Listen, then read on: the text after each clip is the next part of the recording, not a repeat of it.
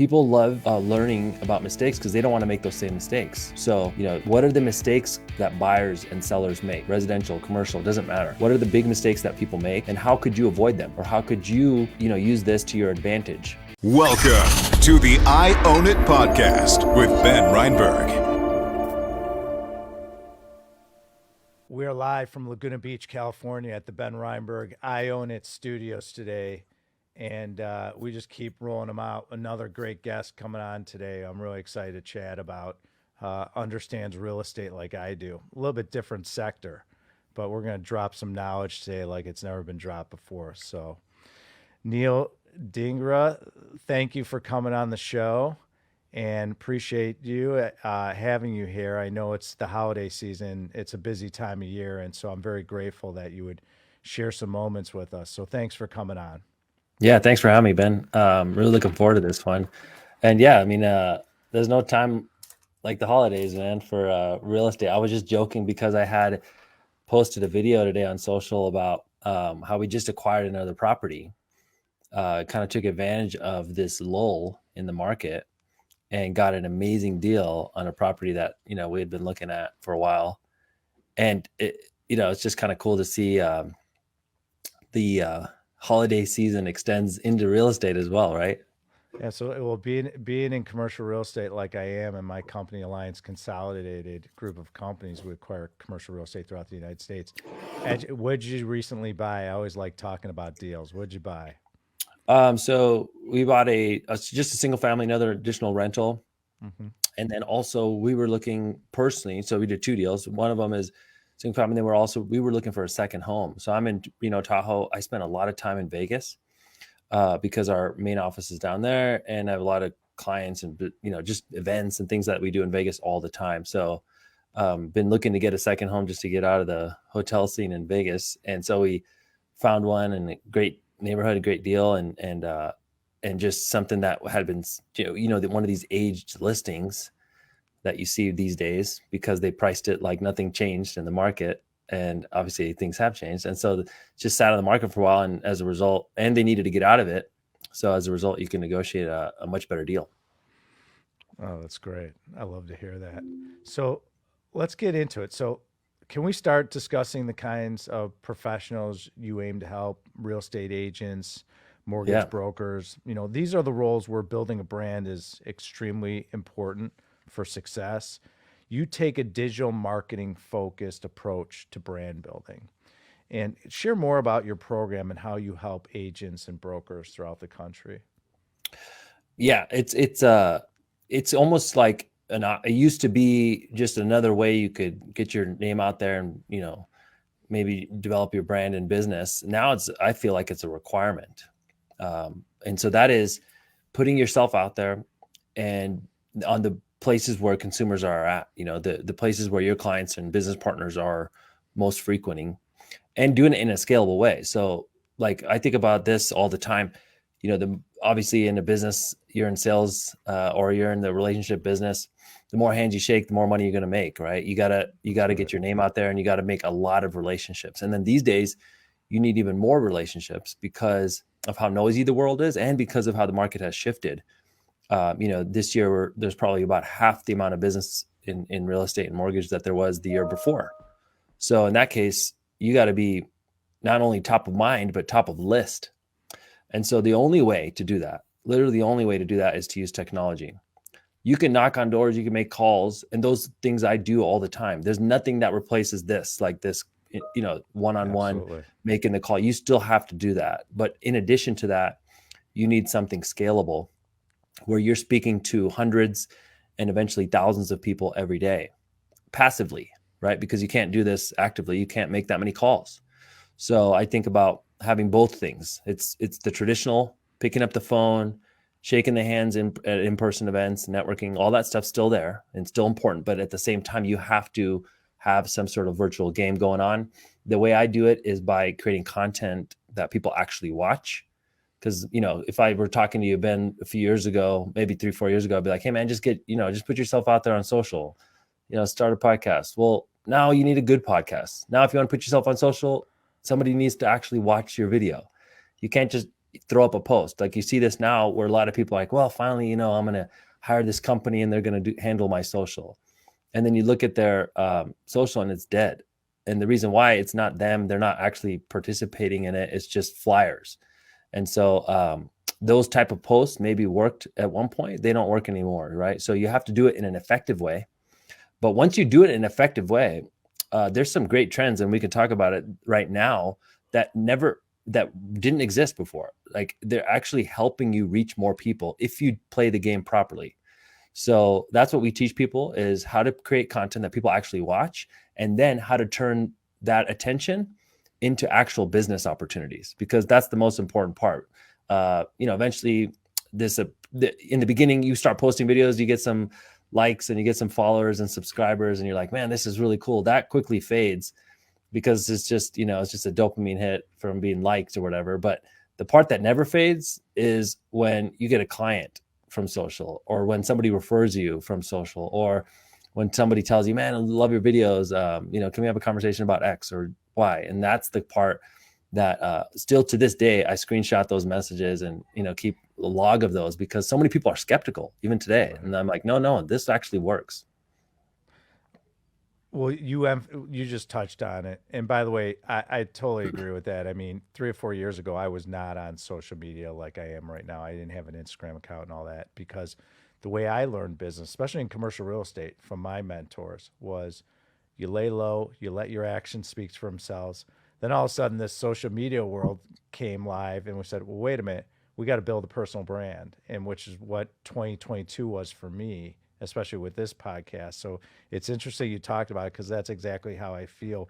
See, you emphasize creating content, and intuitively it seems very common sense. What kind of topics do you find more valuable to focus on, and what sort of mistakes do you often see people making? So most people, when they start putting out content, they just think of it as another form of advertising. They don't understand the difference between marketing and advertising. So when you start putting out content, you're like, hey, call me for all your real estate needs. That's not a valuable post to anybody, right? That's an advertisement, and so you have to think about what would be in it for the viewer? What am I teaching the viewer? And take yourself out of it. So that's the first thing you have to do when you start marketing, is like, I'm just going to take what I need out of this whole equation. And initially my only goal is, how do I get people to watch my content? Like why would they watch this video, or why would they read this post? And people are selfish. They don't give a shit about us. They care about what's in it for them. So we need to put that into the content. So the topics that work the best are questions that clients have, problems that they face, ways you can save them money, ways you can help them make money. That's always in style. Like that's always a trending topic, is like, how could I make or save you money with real estate, with insurance, whatever it is that you do, mortgages, it doesn't matter. It's across the board. People love money hacks, money tips, tricks, all that stuff. And the last thing is mistake avoidance. People love learning about mistakes because they don't want to make those same mistakes. So, what are the mistakes that buyers and sellers make? Residential, commercial, doesn't matter. What are the big mistakes that people make, and how could you avoid them? Or how could you, use this to your advantage? And then the last part is news, like relevant news, like what's going on in the markets today, and how does it affect me as a consumer? So it's about adding value. That's really That's it, man. The Yeah, but foundation. it's a lot of people just say, like, add value. Everyone's definition of that is different, but you really have to do it from a consumer-centric point of view. Like, would you just put your hat on as the consumer? Would I watch this video? Would I find this interesting? And it's bad, Ben, is when you're watching your own shit and you can't even watch your own video. Then that's when it's really bad. That's you got a great point. That's a great point. I love that. Like, I can't even get through this video because it's cringe, or because I'm not finding anything of value in this video. So then, like, if you can't watch it, definitely nobody else is going to watch it. If your wife won't watch it, who loves you, nobody else is watching that video. Strangers are definitely not. So you need to pass that litmus test first. And then you'll start to see, once you start putting the viewer first, you'll start to see more people watch your videos and listen to your podcast and watch your clips. And then all of a sudden, it's like, eventually you get that hockey stick growth. And then you're like, oh, that's what that guy Neel was talking about. Right. No, it's a great point. I appreciate you sharing that. especially in commercial real estate, I teach my leadership team the same thing, is that we're in the business of serving. That's the Yeah. business I'm in, whether it's investors, brokers, sellers, third party resources. That's what we do. And Yeah. advice to my audience, and you really touched on it, I really appreciate it, is that the more people you serve, you will naturally make more money. You'll be more That's it. gratified, more fulfilled, and it's adding value. And it's a great point that if you're involved in the digital media world with social media and a podcast and whatever you're doing out there, add value. Don't, Yeah. like you And said, what's I crazy agree, is, don't be selfish. It's a great yeah. point. And it doesn't mean that you can't sell. It Right, just means that when you're giving the information, just give the information. right, And then when you want to sell, you'll find that all of a sudden people trust you, they know, like, and trust you, and they'll show up. You know what I mean? So it's like, right. I do this all the time, Ben, where we'll, it's an old strategy. I think Gary Vaynerchuk talked about this. It was a book. It's like jab, jab, jag, right hook. And so the jabs are all the information that you provide with no expectation of return. There's not a sales pitch. There's not a call to action. I'm just giving you free information because I would love, I'd love to help and share this video out, and so what happens is more and more people watch videos. And if you're really genuine about it, like they'll start to come into your audience and they'll build that relationship with you. And then when you do have something to promote, or when you are running some sort of promotion, or you're asking people if it's a goal of theirs to buy their property this year, or if they'd like information about a certain listing, all of a sudden people are sharing your stuff and they're calling you and they're messaging you. And so you'll find that you can still sell, but you just have to do it after you've provided the information. I call it like deposits, like you can't make a withdrawal from your bank account if there's no money in it. That's right.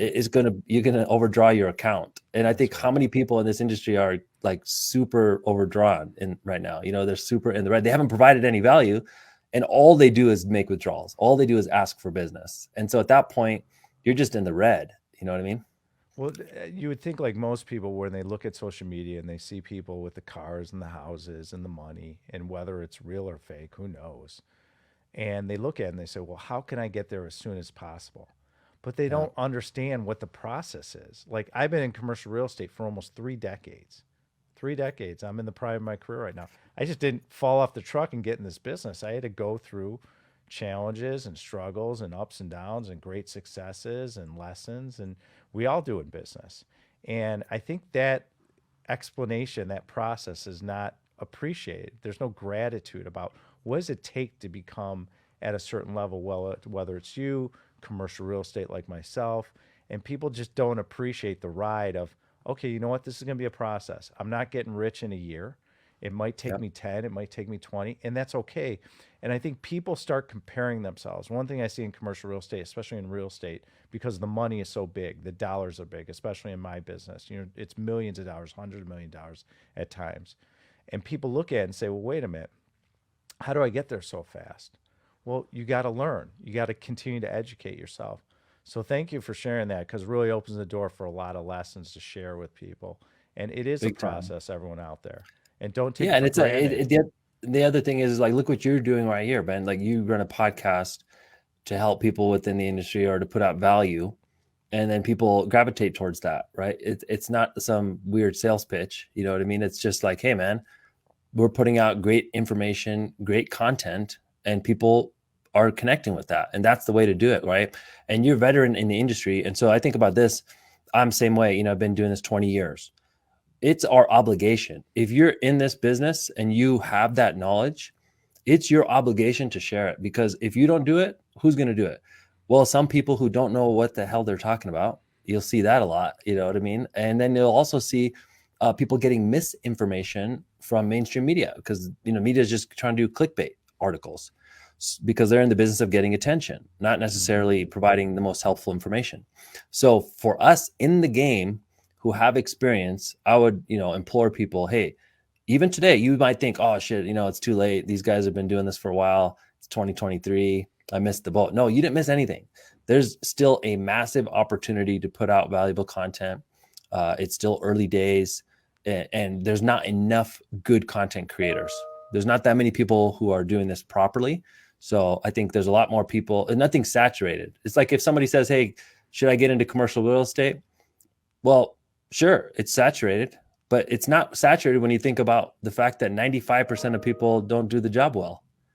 So you can still rise to the top. You know what I mean? And I appreciate that. In 2023, I'm going to start teaching from A to Z commercial real estate to give back. Yeah. And I agree with you. I think it's important. I have an obligation. I worked my butt off to grab this knowledge and to create this success. And I said, well, what if I can take one man or woman out there in the United States? Coming from Chicago, I always think of the South Side of Chicago because it's a rough area and there's a lot of violence. And I said to myself, I said, what if I take some kid from the South Side of Chicago and I could teach him commercial real estate, and he starts building wealth and confidence, and he has kids, and that DNA passes down to the kids and maybe the parents, and he creates a legacy for the family. So all of a sudden, one person impacts 30, 50 lives, who knows? Yeah. And if you could multiply that. And I felt that it's a real obligation that when you do become successful or you create a lot of value in your life and you can impact people, I think you're obligated to share it. I really feel that way. And that's a great point. And I appreciate And that you one thing, brought Ben, up. that was really helpful, that would be really helpful, and I feel like this is missing on the commercial side, is there's a stigma that like commercial is super complicated and I can't get into it.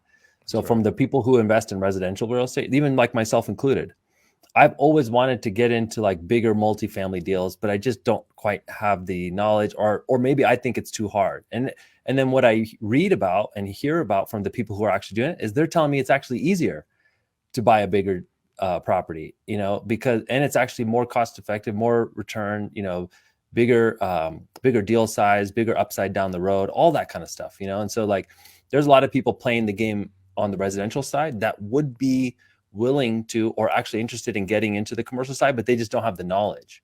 So I think that it's actually a bigger need on the commercial side, because I just don't, like you said, most commercial guys kind of laying low. It's all like good old boys club, it's kind of like it's not really out there. And a lot of the deals I noticed trade off market. The best stuff doesn't even hit the market. And, how do you find these deals? How do you evaluate these deals? And then how do we remove that stigma that, hey, commercial is only for a certain club and you're not in that club, like how do we Well, get that stigma gone? yeah, and it's a great point. And one of the things I'm going to do is inspire people, because I was that 20-year-old kid who no one helped and who started and got my feet in the water. And that's why I'm a perfect person to teach it, because I live it. And I did live it. When I was 20, 23, 24 years old, that's when I started. And yeah, it's challenging when you're younger. You don't have a track record. You have to learn the business. And so to be able to teach someone, how do you pick a niche? How do you carry it, shepherd it through the due diligence process? How do you raise equity? How do you procure debt, which is a whole nother side? And then, Yeah. Neil, once you own the asset, what do you do next? How do you manage it? How do you property manage it? Do the asset management, renew leases? How do you underwrite a deal? How do you manage risk?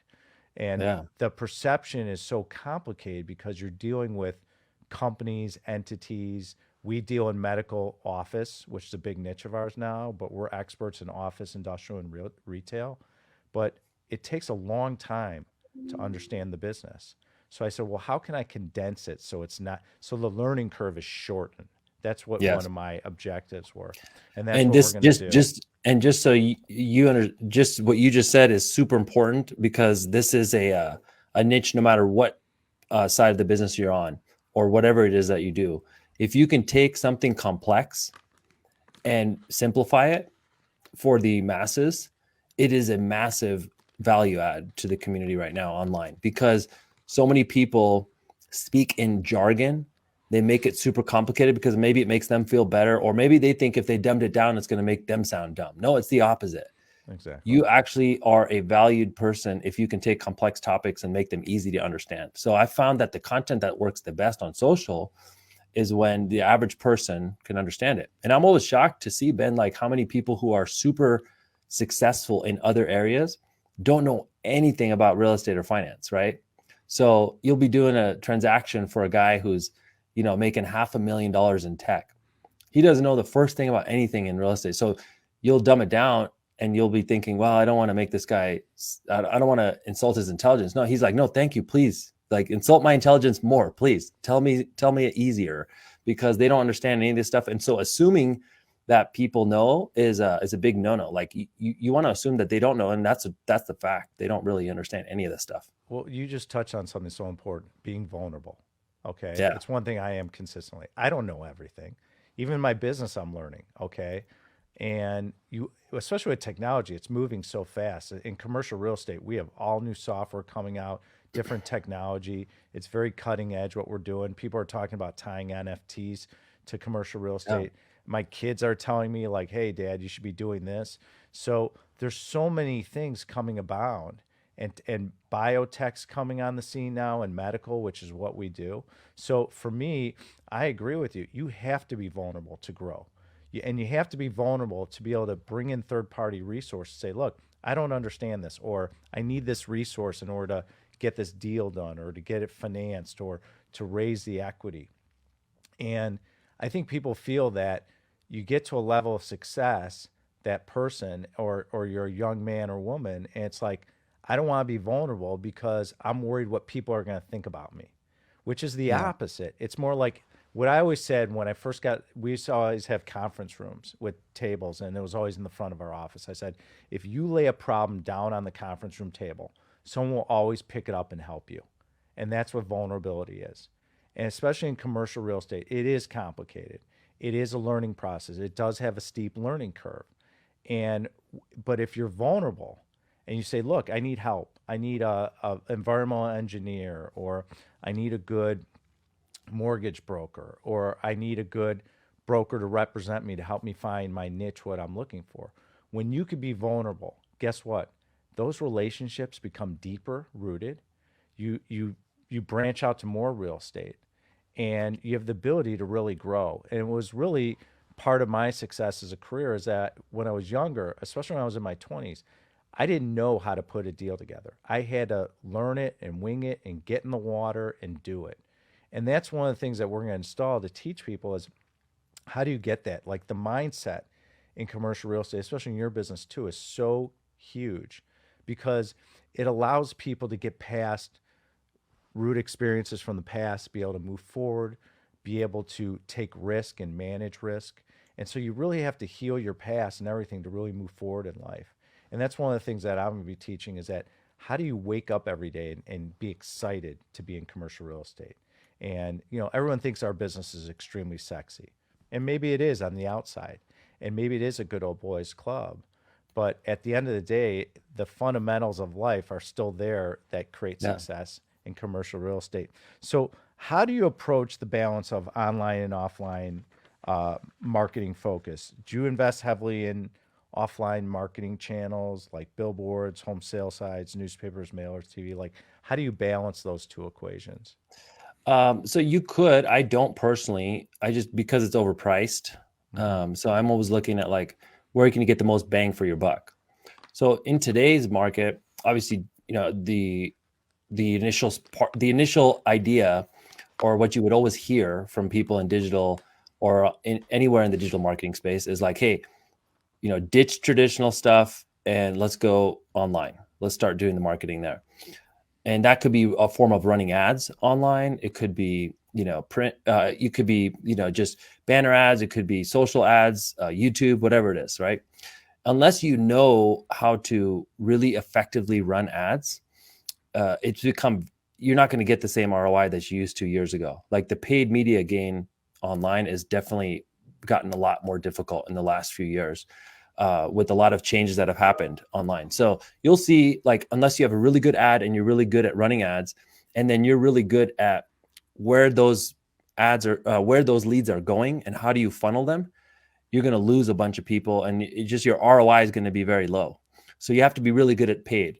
So that's one category. But the other category, which is really on the up and come right now and is way more valuable, is earned media. So you talk about paid media, that's running ads online. Earned media is doing what you're doing, what I'm talking about now, which is putting out content, building an audience of people that like your stuff and find your information valuable. And then from there, running sales to those people. So adding calls to action in your content or running a video that is asking them to let you know if they're interested in buying or selling real estate, right? So then at that point, they raise their hand and they're willing to do it. So I think like That is the new game that a lot of people at the highest levels are playing now, is earned media. How do we get people into our tent, so to speak? I call the audience like a tent. Get people into your tent, so that way now you have the opportunity to sell to them at some point down the road. And that, I've noticed, works really, really well. And then you can do that with the combination of ads. But as far as traditional goes, print, I haven't done a lot of it recently, only because this online earned media game is working so well that it's like it's just beating everything else hands down. There's no point to do anything else. One of the things we do is we have a publicist that works for us, my company, Alliance Consolidate.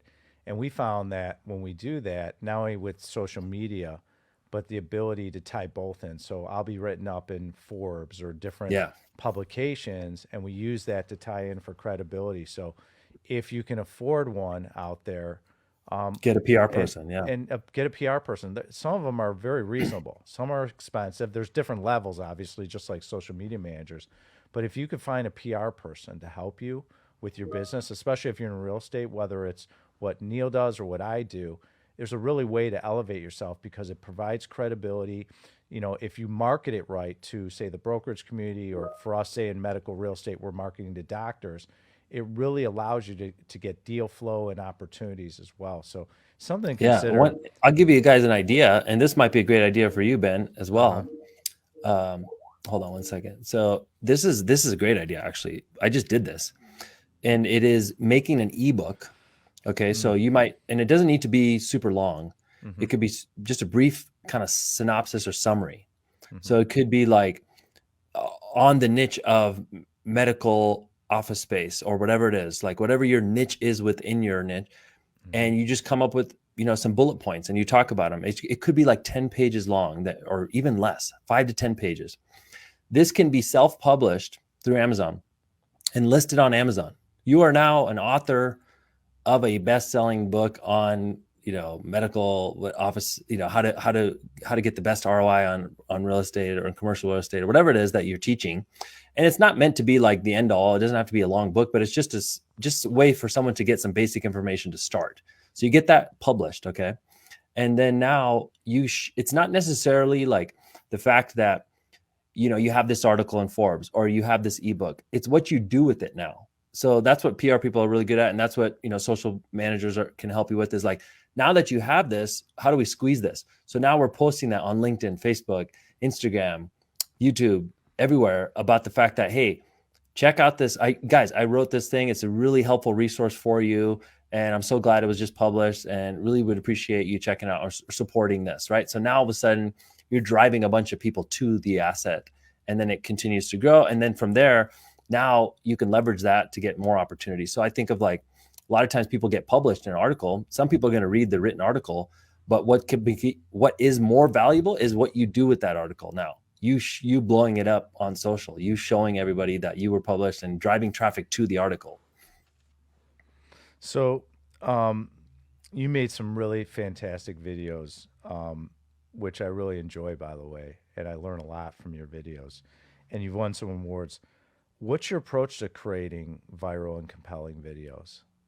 So the best way to do this is to, first of all, think about the topics that consumers are interested in right now, most relevant topics, right? So you can look at Answer the Public, Google Trends, look at like, what are consumers searching for? It might be like real estate and recession. How does a recession affect real estate? Is it going to create opportunities? I'm worried about my holdings, whatever it is. So you look at those topics, what are consumers searching for? And then you create a video about that topic. Now, it's not just like, as we talked about earlier, it's not enough to just create a video and post it. Nobody's going to watch it unless you do it in the right way. So the way you do it in the right way is you start off with a hook. So the first line out of your mouth on these short videos needs to be a hook that would make someone curious. Now, the best hooks are going to be ones where people are wondering what's coming next. They're curious. They spark curiosity. They make you interested in learning more. So for example, like if you had a topic, like what's a topic that you would want to teach in commercial real estate? Let's come up with a hook for it. How to raise equity. Okay. So if you start that video, Ben, you're like, hey guys, this is Ben Reinberg, and today I'm going to teach you how to raise equity to buy your first real estate deal, commercial real estate deal. Like, some people will watch that, And that might do good on YouTube because people might be searching up how to buy commercial or how to raise equity. So those niche things work on YouTube, but on social, it's going to be dead. Not very many people are going to watch it. So the way to make that better is start with a hook. So we could say, you know, this is the biggest, so here's the biggest opportunity I see in commercial real estate today, or here's the easiest way for you to get started with commercial real estate, right? One of the biggest misconceptions about commercial real estate, or here's how to use debt to become insanely wealthy in commercial real estate. They'll be like, that to me, I'll be curious, like what's coming up next? Or you could say like, what if I told you that you could acquire this building and you could do it all with other people's money? This happens every day in commercial real estate. I'm going to show you how it works. It's called raising equity. Here's how you do that, right? So now you've taken the average person and they're like, shit, I'm curious. Like, what is he going to teach me? Because you're starting it in an innovative way. So that first line makes or breaks your entire video on social. It's got to be something that is making people curious. You really have to innovate with that.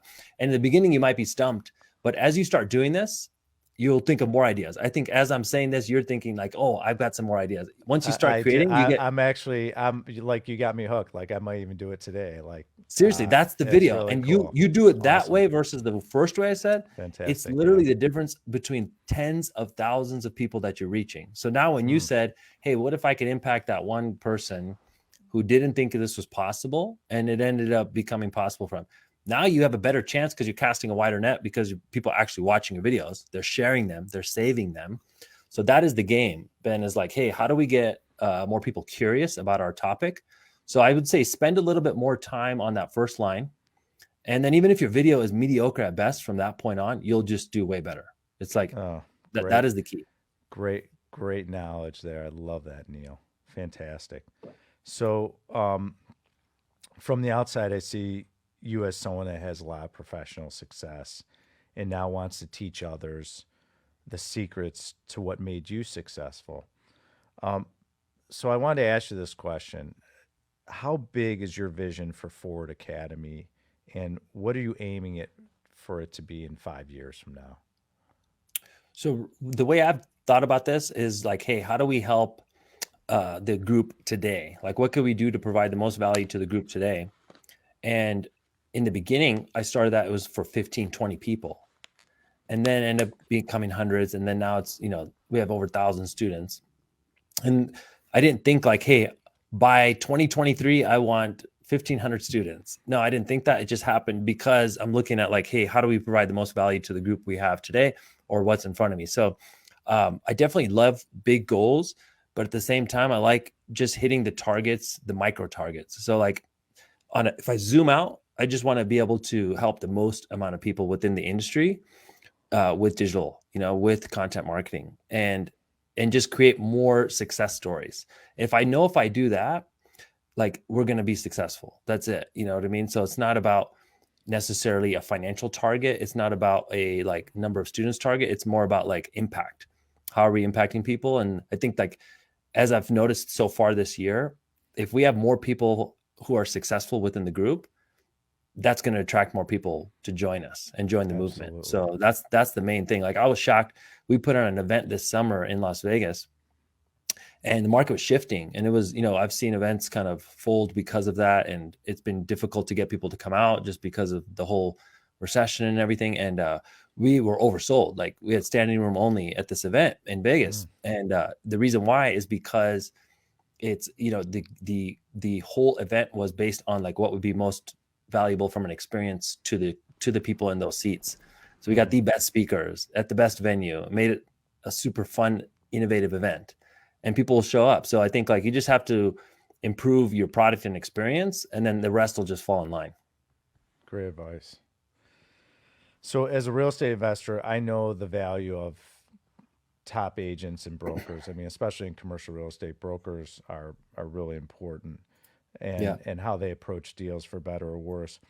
I believe there's a pretty strong cultural stigma that many agents and brokers don't add a lot of value relative to their commissions. And we see that in our business. Do you agree that there is some stigma, and how do you approach the angle value add in your marketing content for that? For the angle of the viewer, the specific viewer. Yeah, the specific viewer that has has this stigma about brokers in your industry. I see what you're saying. Okay, yeah. So this is the thing. I think that part is just that's always going to be there. I think people have like this feeling about people within our industry, a negative feeling about that, and the Hmm. way to overcome that is just for you to be separate from that stigma. So the things that we're doing right here that separates us from 99% of our competitors. Like you think about like this, here's the entire industry, the entire industry. And then how many of people within the industry create valuable content? It's like this. And then of those people, how many people create the content that people actually would watch? And then it's like this.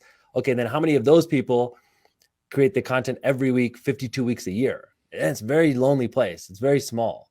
And so by doing that, I think it's like you separate yourself from everyone else. So I'm not trying to boil the ocean. I'm not trying to fix the whole industry. I'm just trying to say, hey, for the few of us who are going to do things the right way, we're going to win. You know what I That's mean? And right. here's how we're going to win, because we are going to be viewed as different than the rest of our competitors. So I think like it's actually good to have that stigma, because now it allows you to separate yourself from the stigma. So I like it. I like the opportunity to do that. And then the consumer can kind of see, hey, here's everybody else. And then, oh, I like these guys, or I like this gal because she does things different. And that's what stands out today, is everybody who's doing things more in an innovative way, doing things different, that stands out. Well, one of the things I get asked in commercial real estate is, how do you say yes to my deal? Right? Yeah. I've heard it my whole career. And it's all about packaging and the communication behind it. So when you could put together a good package and it stands on its own and you can communicate it and you're willing to listen to the principals that are looking at the deal, you can have tremendous success. What I find interesting is we were just in a really hot market in commercial real estate. Cap rates were low. You had multiple people bidding on deals. Right now, it's not like that. It's now a buyer's market. And what ends up happening is that those brokers, especially the younger brokers in our business, they get so used to having a deal move off the shelf quickly that when you're in Yeah. a tough market, that's when you have to step up your game and say, okay, well, I have to package this right. I have to underwrite it right. A lot of the brokers in our business, where they struggle is they don't know how to underwrite a deal. And Yeah. that's why they really should be taking the class I'm going to learn, because we're going to teach that. And it's so important because when you can underwrite a deal as you're buying it yourself, you can have wildly success as a broker. And I see Yeah. that a And then the lot way you in residential communicate and it, in commercial. yeah, now the way you're communicating to potential clients is totally different because you've done your homework, you understand it. I'm always shocked, Ben, to see people within the industry who don't know what they're doing. It's really a disservice to the consumer, that the bar is so low to get into some of these industries. But it's like, hey, you know what? Do your research, like learn your craft. And you're right. The old way of the market really spoiled people. Like people didn't have to, people are just order takers at that point. Right, You're not exactly. truly a broker or a lender. You're just an order filler. And that's cool. Take advantage of that while you can, but that's not the norm. Now you're going to see, who's actually a true practitioner, who's actually understands Perfect. this. Yep. And then now you'll see that difference. And that's good for the industry because not everybody should be doing it. Like I think the opportunity is for everybody, but at the same time, if you're not someone who really is passionate about this, like I could tell you're super passionate about what you do. If you're not passionate about it, you don't care, and you don't really want to learn, then just, maybe that's a signal to do something else. That's fine too. But at the same time, you're going to see the industry thin out. I think the stat was that we reached a peak in April of 2022 as far as people within real estate and lending.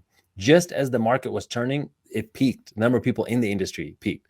So that has to come down. That's just normal. There's nothing wrong with that. You'll see some Hmm. people leave who aren't passionate about it, but you'll see the truly passionate few stay. You'll see people level up. And that, at the end of the day, that's going to be really good for consumers, because now you're going to have the best people, still hanging around. And that's what's cool about this industry, is like you can always level up. You can always learn. And like you said, be vulnerable, like be humble enough to say, hey, dude, I don't know how to do this. Would you mind showing me?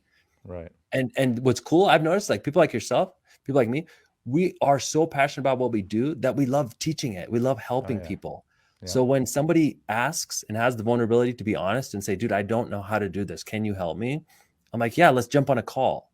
To my own detriment, I'll do that. I'll be like super busy and I'll be on a call with someone teaching them 40 minutes of something that, and then now I'm behind on my day. But like, that's the Yeah. thing. People love teaching this stuff. So just, if you don't know something, just reach out to someone who's more experienced than you and ask them for help.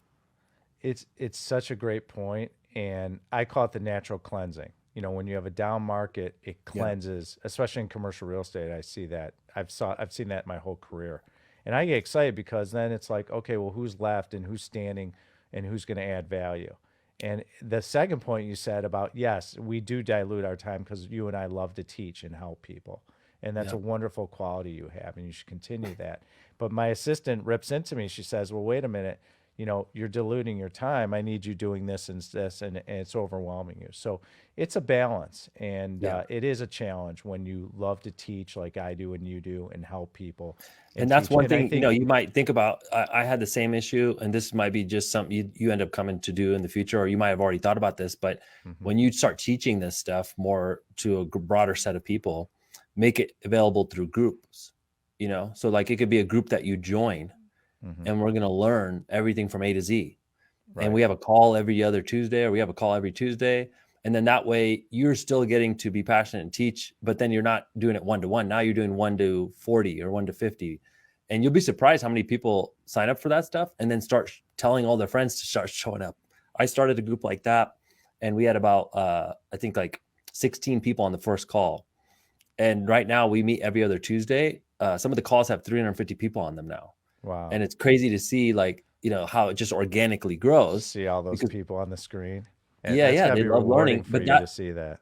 it's super fun, and yeah, it's super rewarding. But then it's also cool because it's like, hey, I'm not, to your point of your assistant yelling at you, like, yeah, now you're being super efficient. You're not just teaching one dude. It's like there's a bunch of people on the call, and they're sharing the information. So that's a cool way. I love group calls. Group education is awesome.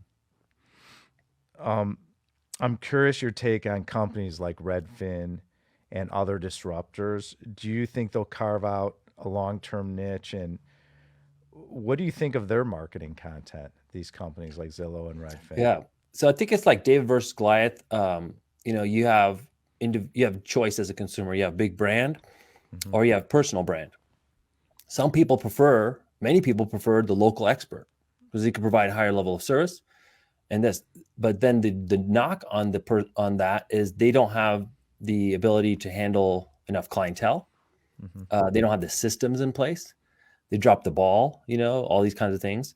So, and they don't market themselves. That's the biggest problem, is they just don't market. So that's where brands beat us, is Hmm. frankly, they can go sponsor a stadium. They can take out an ad on ESPN. They can take out, these huge digital campaigns. So their names are everywhere. And then everyone gets to know Zillow and Redfin and Rocket Mortgage, right? Hmm. Because they have these huge budgets. But That's at the right. same time, like the consumer sometimes would prefer and is better served by the local expert.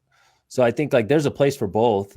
And I don't think that consumer, or that the individual agent, commercial, residential, or lender has to worry about these guys putting them out of business, Hmm. because they will never be able to duplicate the individual service provider, right? It's a call center. It's people who aren't, maybe not at the top level of the game. And there's a place for that. But like there's also, it's totally different dealing with someone who's local and understands your market and can help you. So it's just a choice for the consumer at the end of the day. But I wouldn't worry about them eating our lunch, because like they don't have a local person in your market that does X, Y, and Z really well. They have a call center, and it's always going to be the choice. It's always going to be totally different. So we're all works in progress. The name of the show is I Own It. And obviously we own real estate, which is great, but it's also we're responsible for our lives. Was there ever a time where you can look back and say, you know what, I didn't own it. I wasn't responsible for this, or I didn't have it together. What was that moment in your life that you can look back and reflect upon? So I've been doing this industry for 20 years, and I only started putting out content about 3.5, 4 years ago. So prior to that, I was just doing all the traditional stuff, and it felt like honestly like running on a treadmill. So you make your calls and you start doing all that stuff, which is stuff I still do today. But as soon as I would stop running, your business would stop.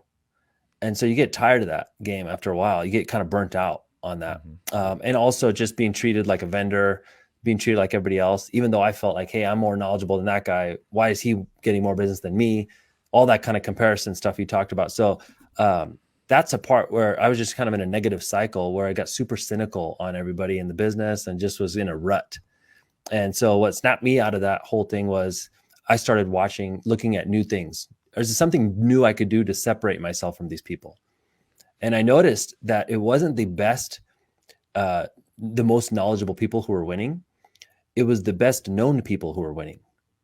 And I could either be angry about that and cry and whine about it, or I could just figure out a way for myself to get a megaphone and become more known. And then what I decided to do is be accountable and just say, hey, man, I need to learn how to do this. And let me tell you, dude, I sucked so bad on video in the beginning. I can't even watch the videos. We talk about like cringe. Like I was super cringe on video, really stuttering, like I'm just not an extrovert. Like I was super introverted and just nerdy. And so I couldn't do it. But I'll tell you this, anybody who's listening to this or watching this later, like it's just reps. It's not that you suck and you're not good on video. It's just you haven't done it enough. You're not comfortable on camera yet. Once, like if you look at probably your first episode, Ben, versus your episodes today, horrible. Night and day, right? It's just reps though. It wasn't that you suck at podcasting. Right. It's just you didn't have the experience and you didn't have the comfort level. And so what'll happen is if you start doing this stuff, eventually it clicks and you become yourself and you're just super natural and authentic. And that's when it really connects with the audience, because now you're not really worried about, hey, is anybody going to like this? How do I look? How do I sound? It's more just about, hey, how do I provide value and be myself? And so once that clicked for me, it really took off. And then I got out of that whole rut of like, hey, I'm not gonna be able to do this, and just being negative, cynical. I can totally appreciate that. I didn't even know how to post a video on Instagram. I had to learn that. I mean, at 52 years old, I didn't grow up on technology like everyone else did. So I had to go through my learning curve and say, okay, well, how do I post off? And then my social media management company got involved and said, hey, this is what you need to do. And so it's a learning process. And I understand that, especially when I start teaching commercial real estate, I realized they're not going to know as much as I know. And so you have to be patient and understanding and a good listener. And I think that's a really key to life is, showing that love to people and saying, okay, how do we help you get there and understand the challenges that are surrounded. So Neel, we're going to wrap up with our 3 questions. Okay. All right. And if you were here in studio, and by the way, if you ever come down from Reno, you're more than welcome to come in studio. You're such a treat and pleasure, especially I love real estate, whether it's residential or commercial. Obviously, commercial is a big passion of mine. I love the fact that you teach and you're very good at it and you inspire me. I look at your videos and I'm very inspired by what you do, and keep inspiring others. So if you were here in Laguna Beach, we have a couch. I would say, Neel, get on the couch and lay down and close your eyes. And how old are you now? I'm 41. Okay, you're 41. You're still young. So I'd say, okay, go back to when you were 16. Okay, you've been successful. You're teaching people. You've learned lessons. You've probably been through ups and downs like every entrepreneur and businessman and woman out there. What would you tell your 16-year-old self now, knowing what you know now and all the experience you have? I would say to take a bigger picture view, right? And that's hard to do when you're young. You're always thinking about like what to do next, how to make money short term. But the biggest wins I've had in business and in investing have been when I had the longest time horizon. Like, you know what I mean? Like trying to make money quick ended up keeping me from so much money. Trying to, like you said earlier, find the quick solution or the shortcut when there was no shortcut kept me from, made me take even longer. So just like having big goals, which is fine, but then just on the day-to-day level, being more focused on like, how do I get better and how do I make longer term investments? So I would always trade initially, and I think most young people do this. They make a trade for like the quick win versus the bigger win that's delayed gratification. And so let me add to that. This business is a marathon business. And I feel 100%. that it's not communicated properly, whether it's residential or commercial. I mean, because like you said, you see the big money and you see like these people having these big wins, but you don't see the years that it took to get those relationships, and you don't see the years of knowledge and experience that led to that deal even happening, right? You don't Right. see any of that That's shit. You right. just see the check at the end. You're like, man, I wish I want to get there as fast as I can, right? So it's like, hey, zoom out, think about the big picture, still put in the work day to day, but think about the big picture and play the long game, and you'll make more money. Like, I had so many things where I messed up because I traded them too soon. Like, I biggest regret is I should have never sold anything. You know what I mean? I guess every Right. property I sold, like every deal I did, I mean, it all served a purpose, but at Well, the end of the day, it ended up, keeping me from so much gains. we can do that in our business. I mean, you can Yeah, Monday morning quarterback every decision you have. big time. But I recommend, it's like, you can't look at, if you didn't have those past experiences, like you sold That's true. something or you went through a transaction, you probably wouldn't be the person you are today, because you learn lessons on every single deal, every commercial real estate transaction, every property we own, and that we manage our own portfolio, or that we acquire, or that we finance or refinance. There is always a lesson, whether it's out there in the forefront or it's hidden, or someone in my staff realizes something happens. That's the one thing I enjoy about commercial real estate. It's like you are consistently learning every single day. It's challenging because, like, oh, that was a great lesson, or we need to do something different this time. And Yeah. you can't stop learning. And so Monday morning quarterbacking can Yeah. just absolutely Well, destroy you're you. You right. have Those to are your realize this is yeah. what's important for me to go through this process. And that's your tuition. That's how you learn. That's right. But I That's think right. the main thing for young people is just like, hey, if you can have the longest time horizon, you will win. That's right. Everybody And by else the will be looking to win short term. You look to win long term, and you'll outlast. You'll have bigger returns. You'll have bigger success, more relationships, all that stuff. Because I just see people come and go all the time because they didn't win quickly. Like, there'll be people in our marketing groups that join, and then they're asking me, hey, I did the stuff and I'm not getting the result. And I'm like, dude, it's been 2 months. Like, bro, like you got to put in, where else would you expect massive results in 2 months? Nowhere. And then people nowadays want it like this. They want it quick. That's And right. so if you're like, hey man, I'm going to do the work, and let's see where I'm at the end of the year. And then let's look at this next year, and let's see, as long as we're moving forward and we're doing it effectively, like, you're going to win. And let me just add to this. Like, Neil, you wouldn't be the person you are to be able to teach if you didn't go through all these past experiences.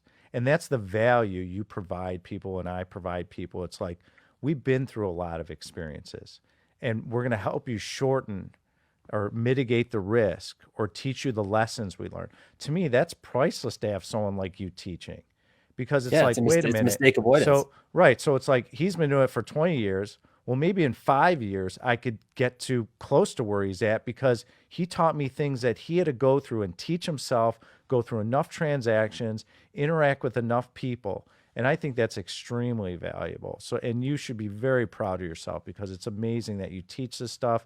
It's amazing that you share your experiences, because these people you're teaching, they haven't been through those experiences. And so Yeah. I'm very grateful that you do that. I think that's amazing, and keep doing what you're doing. So if Thanks, man. God, Appreciate it. so it's our last day on earth, God forbid, Okay. me and you, we're sitting together. It's our last meal. What are we eating and what are we drinking? It's your choice. That's a tough one. Okay. Well, it's our Um, last day on earth. We could do whatever we want. So your well, I guess, choice. yeah, I'm trying to eat better these days, but like, Well, if it that doesn't gets matter thrown out. now, That gets thrown out the window. that's gone. So Okay, good. that's right.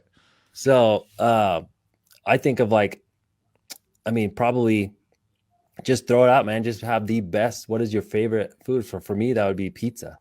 Like, the Yeah. best pizza that you had. And I could think of a few places, whatever. But then also, um, like, just being able to have with good company too. I noticed that improves the quality of your experience with eating and drinking and all that stuff. Is like good food with good people. That would be dope. Hmm. What are we drinking with the pizza? Shit. So right now, I'm not a big drinker, but there's, like, some of these newer craft beers that my Hmm. friends introduced me to that pair really well with food, certain types of food. I just now started to get into that stuff.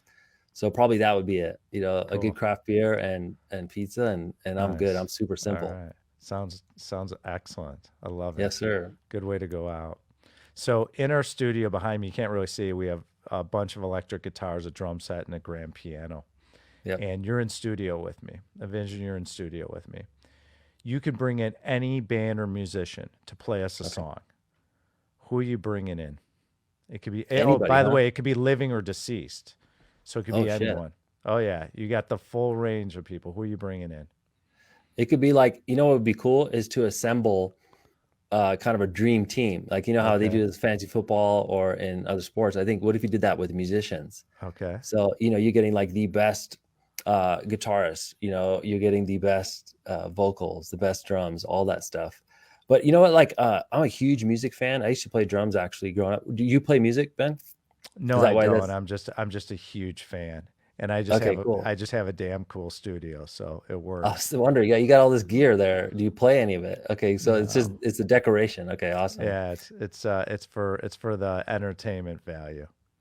Yeah. So I think of like putting together a dream team of the best from like all the favorite bands, So I was into a bunch of metal bands growing up, like Metallica and things like that. That would be cool. Take some members from there, then take some members from rock bands, and put together just a really like dream team from people. And I think that would be the best way to do it. But I tell you what, like I started getting into music in college, and then I dropped it just when I got into business and real estate. Hmm. Recently, I got a drum set, like one of these electronic drum sets in my house because you can't play regular drums; it's way too loud. Your Right. wife will kick me out of the house. But these drums you can turn down, and so I started playing again. And there's nothing like playing music, like especially live if you get with other people. So I think if anybody used to play an instrument who's watching or listening to this, like pick that shit up again, like start doing it again. You'll be surprised. Like it makes me more creative with work. It also is like a reset from constantly thinking about business, and it helps your mind, all kinds of stuff. So music is a huge beneficial thing for me. So who's coming in? Is it Metallica? Yeah, that'd be Pick a one. band. Yeah. I think who are the other one? I'm just gonna look at my playlist Are recently on you Spotify. since you're a drummer, are you a big like Neil Peart fan? Yeah, he's great. Who are the drummers you gravitate to? I think of like I don't even know all their names, bro, but like just when I would think of a band that I was really into, we recently saw this band. Um, for guitars for sure, John Mayer. This dude's amazing on Hmm. guitar and just the way, even vocals too. That would be dope. I think of there's been a lot of like stuff that we've seen a bunch of concerts recently where just the musicianship has been amazing. So yeah, we'll get John Mayer, we'll get some members of Metallica, we can get who else was there here? There was a bunch of we saw this band called Imagine Dragons in Vegas recently. They were Oh yeah. all amazing musicians. Yeah, Yeah. they So we'll are. just make a dream team of some of these Yeah. guys, put them Yeah. all together. And you would just think, hey, with these amazing songwriters and singers, what could they come up with together? And it'd probably be something pretty crazy. That's really cool. What is the what's the best way to follow you so people can get engaged and learn about Ford Academy and all the value Yeah, you the share? easiest way, you can check out forwardacademy.com. Hmm. And then you'll learn about our events and programs and things like that. But the best way to reach me individually is just at Neel Home. So Neel with two E's, NEELHOME. Just DM me on Instagram. I go through all my messages. It might take me a minute sometimes, depending on how many I got that week, but I go through every single one and we respond to people. And, that's the best way to ping me. Neel Dhingra, thank you so much for joining us today. You're a real pleasure to Thanks, Ben. Yeah, talk thanks for to. having me. Yeah, And it's it's just been great. and great to meet I you love, live. This is yeah, cool. I love talking real estate. It's like right down the fairway for me. So thank you. It was really enjoyable for me. I'm very grateful you came on. If you are interested in following the Ben Reinberg I Own It podcast, like this podcast on YouTube and feel free to drop kick the subscribe button on the lower right hand side of your screen. If you are interested in following me, feel free to go to benreinberg.com. You can follow me on all different social media platforms, and soon we'll be rolling out courses and content so you can learn how to invest in commercial real estate from A to Z. If you're interested in learning about more about my company, AllianceCGC.com, we have a brand new fund called the Alliance Medical Property Fund that we're currently raising equity for. So if you like to invest passively and make a lot of money in medical office, feel free to log on to our company website. We're happy to help you, and you can build wealth just like we do in commercial real estate. So thank you, everyone, for joining us. Neel, what a pleasure, and I look forward to seeing you soon. Thank you for listening to the I Own It podcast with Ben Reinberg. To hear our past episodes and connect with Ben, visit benreinberg.com.